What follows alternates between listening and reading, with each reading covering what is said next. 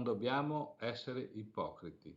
O queste attività in qualche modo si tollerano che siano così, ovviamente con tutte le precauzioni che abbiamo detto prima, o altrimenti si devono chiudere. La chiusura deve essere fatta a livello nazionale, ovviamente, e i gestori devono essere in qualche modo rimborsati dei danni che hanno. Gioca a carte scoperte il sindaco di Jesolo che di fronte alle immagini del muretto squarcia quello che lui stesso definisce un velo di ipocrisia, soprattutto nei riguardi della vita notturna, motore tra l'altro dell'economia jesolana. Una difesa del proprio operato era arrivato anche dai gestori del noto locale. Mi è stata data una capienza di 2.970 persone.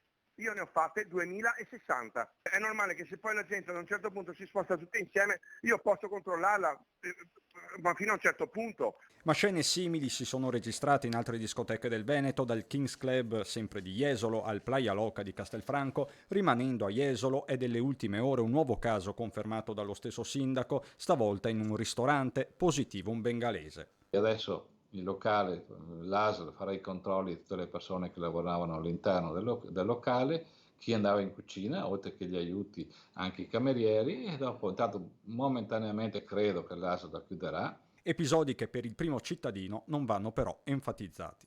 Io capisco il primo periodo, ma adesso tutti quanti ci dicono che dobbiamo convivere, allora conviviamo e stiamo tranquilli e basta.